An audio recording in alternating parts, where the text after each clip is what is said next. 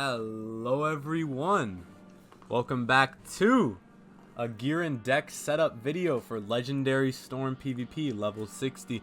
I've had many requests for this video for doing gear setups for the lower levels of PvP, because there actually hasn't been a gear and deck setup video in years for low levels. So I thought we should start making them on different schools here. So today we're going to be doing Alia Day, my Storm, the goat.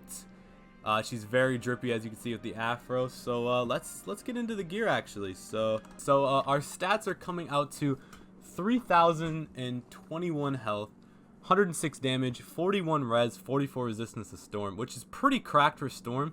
Having that 40 resist on Storm is very nice, just to be able to take some hits so you don't die right away. 30 accuracy, which is we can't fizzle anything unless it's a Calypso. 8 all around, which we don't need. Crit and block don't matter anymore because they're removed. 18 pierce, which would be 20, but we are missing 1 jewel. And our power pip comes out to 92%, which is really nice stats overall here. And the meta right now for Storm is definitely running this 41 resist. You could get away with doing other setups. So before we get into the other setups though, let's show exactly how I get these stats. So we're rocking the zigzag hat. We're rocking the Sky Scream robe, Professor Horde boots, Celestian Photon axe. This is the meta wand. Bear Claw of Storm Athame. This is where I'm missing the jewel on. We're running the Spider Amulet. We could get a level 68 version, but I'm just lazy. It's like 15 extra health or something. Amethyst Ring of Battle for the ring. And we are rocking this as our pet. This double resist is essential. For most of the season, I was rocking this pet, which is double damage instead of double resist. But I figured the resist for 40 is just way too nice to pass up on. We're rocking a 2 pierce mount. And we do not have the house scale decks, but we can't fizzle anyways, so we're put power pip on the deck. And yeah, as you guys saw, the stats come out to this. What other storms are doing are, the other meta is you run Sky Scream hat here, and that brings us to 43 res, 104, 31. You lose like 10 health, and you lose 2 power pip. But personally, I find it more beneficial to gain the 2 damage and lose 1 accuracy and gain 10 health and gain 2 power pip. I think running the House of Scale hat is just better with a double resist pet. I just think it's better personally having this setup instead, but that's definitely a setup you could run, is full waterworks. And for the beginning, let me show my record real quick. So we are actually 17 and 17, 35 and 18. We've been doing really well on the Storm for 60 here. And at the beginning of the season, I definitely ran the zigzag hat and I ran zigzag robe. So I went full aggro Storm. That was more meta. But we also changed the pet. So we did the double damage pet with only proof.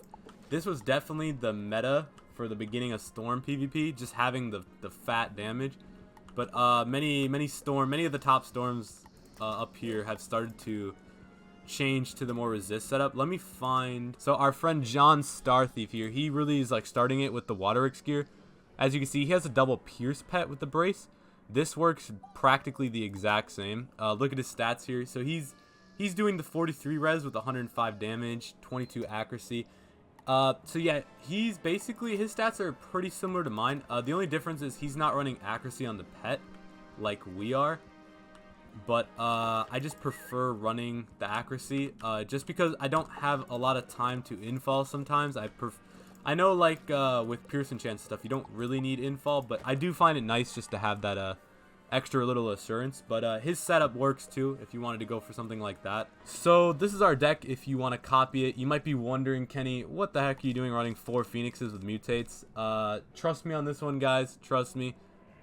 Mutate Phoenix will save you if you guys are starting off on Storm PvP. If any slow matches, you're facing a slow paced school, an ice, a life, a balance, you can really combo this. If you don't know what it does, it enchants the Phoenix for 5 pips and it hits with Storm damage, and it puts 3 traps on, which is super nice. So you can combo it into spells like Calypso, Triton. You can hit through a shield because it puts a trap on. It's such a good spell. Very needed. You will want max bubbles. That's essential. We have 2 lightning bats. This is the new Spellement version, which is very needed if you're going to be playing Legendary. I would recommend getting the Spellements for this. The Lightning Bat is very OP because it's a triage. So you hit them for basically like 400 damage for 3 pips, and you also triage yourself. So it counters like ice pretty hard, life, fire, even death. Any overtime school that you know they're going to send the overtime on you, you can get free damage and triage, which is really nice. Catch of the Day is essential. You will want to farm this spell. For any school that will blade stack, such as death, fire, ice, those schools do like to blade it quite a bit. Life could even do it. It's very useful for gaining tempo and just honestly changing the pace of the match. Very useful spell. I would say you don't need Calypso if you're going to start PvPing. I would say you could get away with not rocking it, and you could run Kraken, and the new Spellement Kraken actually does a lot of damage, as you can see, 605. If you don't have Calypso, you could get away with running this, so don't worry about that. I would say Catch of the Day is pretty essential, though, if you do want to beat some of these higher tier opponents. Run 2 minions for trap stackers and any slow pace match. The minion's just super good because it spams taunt. It gives you, could use bubbles, it could blade you. It's a very good minion if you have time to set it up. Calypso, 3 of them, because these are one of your main hits. If you have an open Calypso, it will do like 1,000 base, so a cracked spell.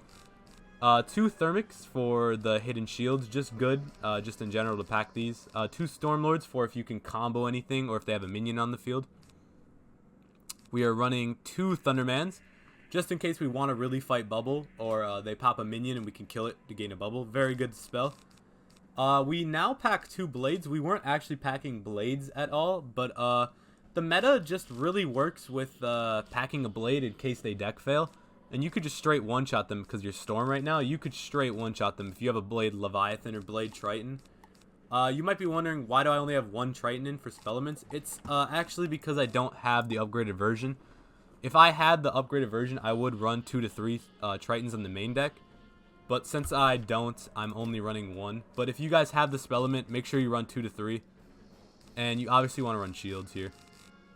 I also am running 2 bolts since we have the elves to take off shields. The bolts are just kind of a last ditch if you need to RNG the game. So some of the matches on Storm you will need to just full RNG. I've won countless games off of just RNG.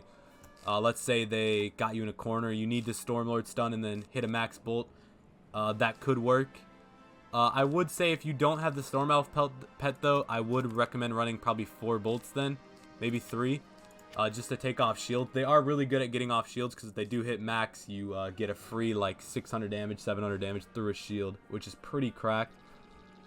And yeah, so that's the main deck with the elves. Obviously, these spells are utterly broken. I would recommend getting the elf pet over the rain beetle pet because the rain beetle pet, it is good, but the elf just gains a lot of tempo for Storm with the overtimes, and it's just really useful, honestly, for taking off shields. So here's our side deck. No matter what school you are, you're going to want some Steel Wards. So I always pack 4 here. 4 Steel Wards with 4 Tower Shields. Just a good little staple. Just carrying this. We don't need too many shields on a Storm. We have 5 infall, so we can pull it. We're running 2 Dodogas in case we fail pip, and we need a 5-pit hit. Super good damage. 2 Leviathans. Just in case you have an open Leviathan, it does take 2 blades. It's crazy. Crazy damage. We'll do 2,000. You might be wondering, Kenny, why are you running Sirens?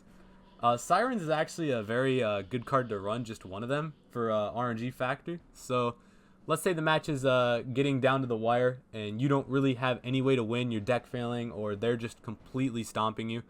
If you have max pips, you could Sirens into a Calypso, or follow it with something like that, just a Calypso or Bolt or Storm Shark. You could definitely follow it with a Calypso, because there is a 55 accuracy debuff on them, so it's really just a good hit if you just really need to RNG and luck-based win. Sometimes in the match you do need a good RNG, so this is a great spell to have, just one of them, just in case you need it. I'm running 2 TC Tritons because I do not have the Spellement, but very good spell. Look at the damage on this. If you have an open Triton, it will do 1,800 easily. It's cracked. Definitely would pack these as your main hit. And I have a lot of weaknesses. I would recommend if you're just getting into PvP in general for Legendary, and especially Storm, make sure you pack weaknesses over Tower Shields. Tower Shields can be Steel Warded, they can be overtimed. It's just not worth it. The weakness is always a better move almost. unless you really need to shield because you're going to die. Weakness is a really good move 90% of the time, especially for Storm. You could start the game with just weakness spamming into infall, because Storm's whole kind of generic thing you want to do is you want to gain a lot of pips to combo. Storm's main thing is you want to take open hits and you want to combo. That is what you're going for, and that's your whole goal on Storm, practically. And yeah, I mean, that's practically it. That's our legendary Storm gear and deck setup. There hasn't been one of these in a very long time, as we said, years probably. So I thought we'd make a little updated version. You guys have been asking for it. If you guys want to see more schools, let me know. I can do it. Grandmaster too. We can do some Grandmaster setups.